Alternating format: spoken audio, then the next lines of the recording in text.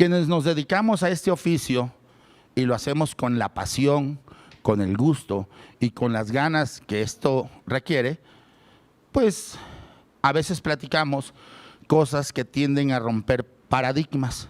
Lo dije hace rato, lo bueno y lo malo dejémoslo para la iglesia. Esto será legal o ilegal y al final del día ustedes emitirán sus mejores conclusiones. El tema del 69 que ha dado, híjole, de mucho hablar, se han escrito muchísimos artículos, libros al respecto y se seguirán escribiendo. Los fiscalistas, quienes nos dedicamos a esto, pues esperamos que llegue la autoridad y efectúe alguna de sus facultades de comprobación. Y como conocemos el Código Fiscal, tendremos que analizar si la actuación de la autoridad es legal o ilegal. Con la jurisprudencia, las jurisprudencias de la Corte hoy en día, ya se está permitiendo, por ejemplo, que la autoridad te haga una auditoría, una revisión y determine la inexistencia de operaciones. Hola. Ojo, pero tenemos las sentencias. Esto no puede ser arbitrario, tiene que fundar y motivar, y el que hace la ley hace la trampa. Y para fundamentar la inexistencia en el 69, ¿qué creen? Tiene que aplicar el 69. Y entonces, por favor, entonces tenemos sentencias que hemos obtenido donde hemos logrado dejar sin efectos créditos fiscales que tienen como antecedente un procedimiento de 69 ilegal. Entonces esa jurisprudencia que no les haga mucho ruido, porque para que, ok, sí lo puede hacer, pero en esa jurisprudencia no se dilucidó que no se tenga que fundar y motivar. Y para fundar y motivar debe de sustentarse en el 69. Y para sustentarse en el 69 tiene que aplicar procedimiento de gestión. Se van a acordar de mí cuando vean las sentencias. Por eso hay que leer muy bien a fondo el tema. ¿Ok? ¿Qué es lo que, gracias a este micrófono se escucha mejor, qué es lo que se trata? ¿Qué es lo que trata la autoridad? Bueno, hay que conocer la exposición de motivos. En palabras sencillas, dijo la autoridad, o dice la exposición de motivos, que se acaben los traficantes de comprobantes fiscales. Bueno, dice la exposición de motivos, que los contribuyentes realizan prácticas sofisticadas en este orden de ideas. De repente hay quien habla de comprobantes falsos. A mí me gusta llamar las cosas como son. Encalla un barco en una isla desierta. Llegan unas gentes, así como los pingüinos de Madagascar, siguen caminando, llegan a una Y y dicen, caníbales. Y aquí, hombres que comen plantas. No, vámonos de este lado, pero comían plantas de los pies, jefe. Por eso hay que tener mucho cuidado con lo que dice la norma o lo que creemos que dice para tal efecto. Tenemos un código fiscal del 31 de diciembre de 1981 y ese código fiscal reglamenta usanzas de épocas que ya no, cosas que ya no se utilizan hoy en día. Un ejemplo. Y lo que yo quiero dejarles muy claro, porque al final del día el 69 tiene connotaciones de listas negras para crear un bullying fiscal y que el contribuyente se autocorrija y no se defienda.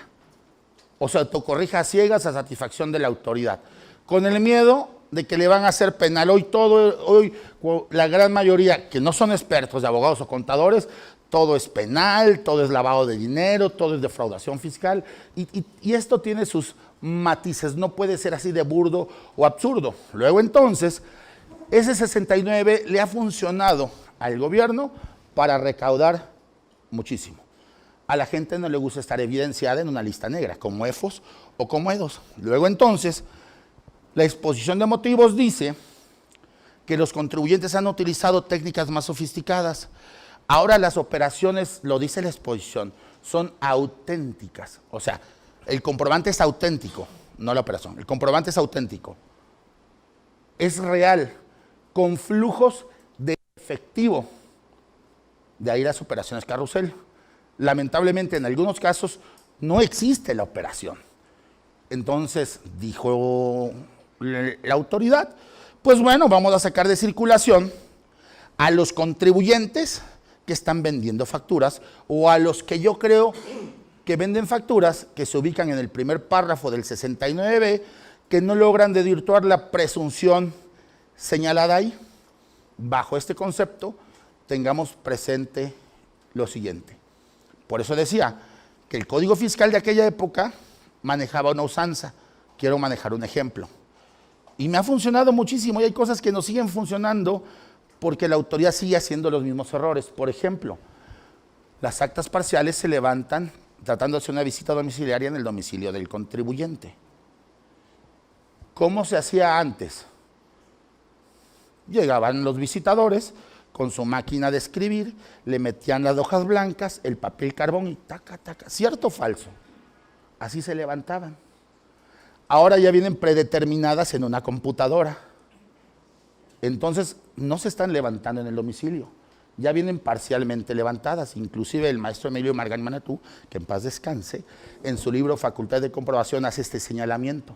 A nosotros nos corresponde, en su caso, demostrar o aportar la prueba de la actuación ilegal, que sin lugar a dudas dejaría fuera un acto de fiscalización, no importa que tenga cualquier antecedente de 69.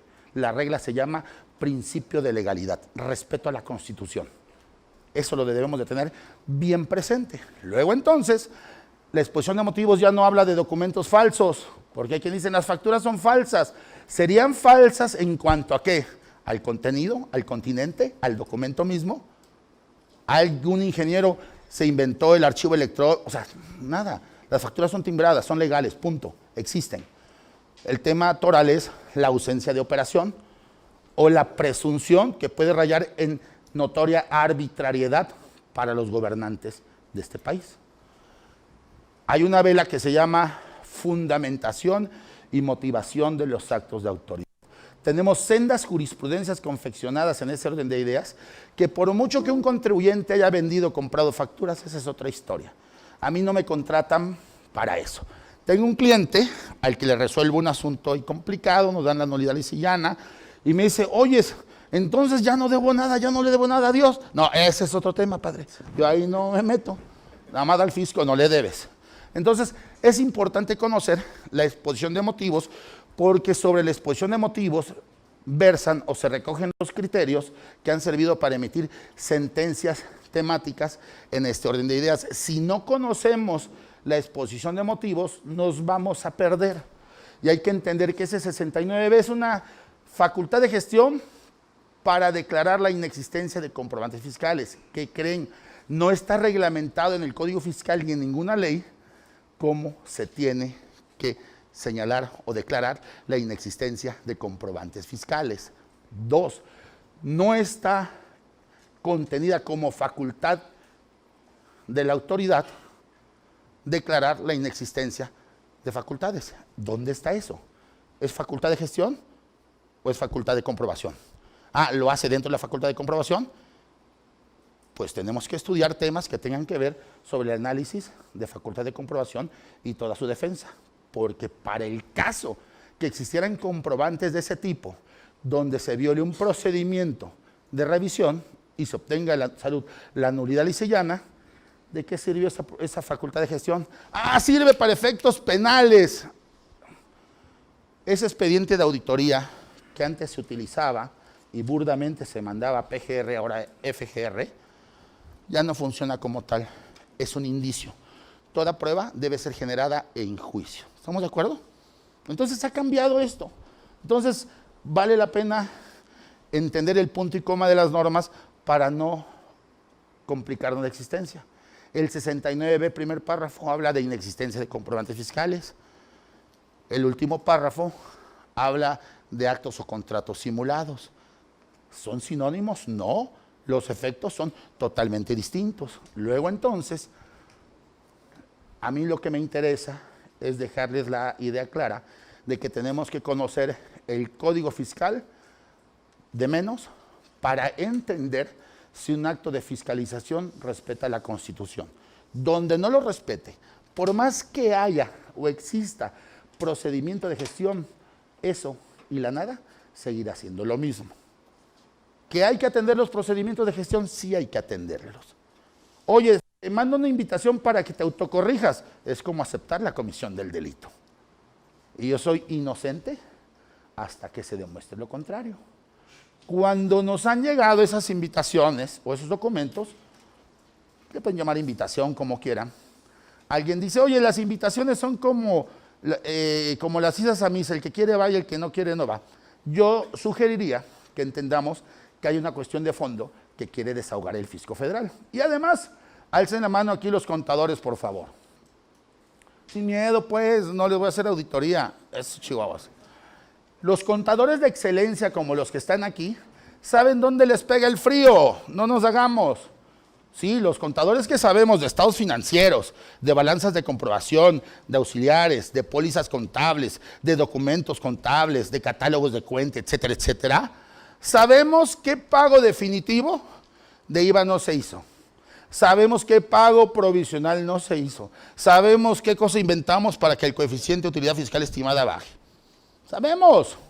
Entonces, cuando tenemos una invitación, bueno, pues nosotros sabemos qué proveedor es típico y qué proveedor es atípico. Nosotros sabemos de repente cuando Pemex te paga o cuando pagaba 50 millones de pesos el día 29 y el día 30 sacaste 49 millones 900. O sea, hay cosas muy burdas. Por eso es importante acudir a especialistas para que puedan planear temas de flujo de efectivo y la operación.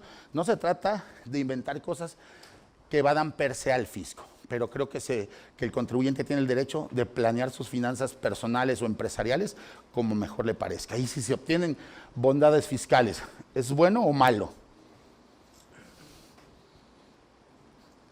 Eso no nos interesa, que no violentemos la ley nada más. Es que a mi parecer, no, tu parecer es otra cosa.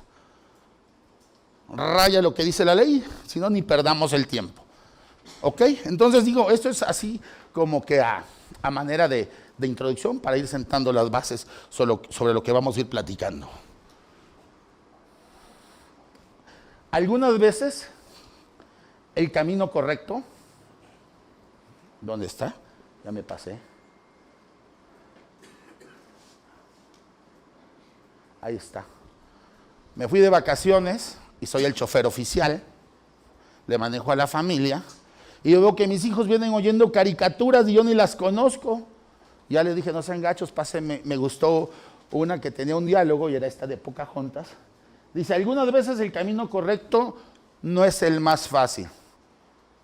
Creo que hay cosas muy inteligentes que conocen los contadores, abogados, economistas, administradores, etcétera, que debe ser puesto al servicio del empresario para evitar prácticas que tengan que ver precisamente como la compra y venta de facturas que erosionan la base tributaria. ¿Estamos de acuerdo?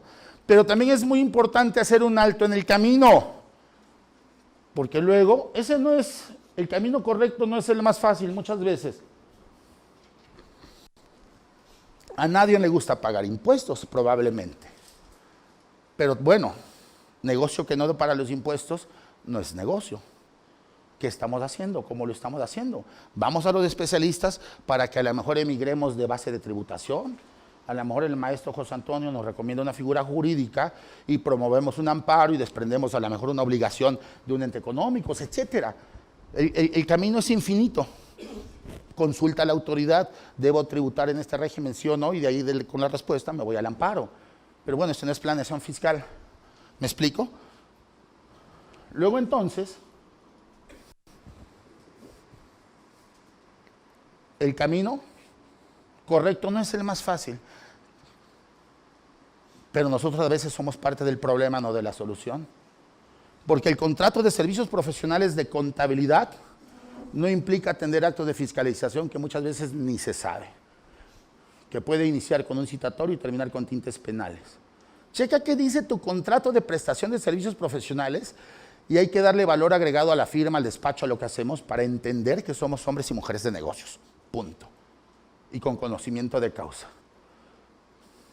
Pero bueno, si nosotros, aquí en Oaxaca no pasa eso, somos los que le vendemos la factura al 2, al 3%, pues estamos amolados. Por ahí no van las cosas.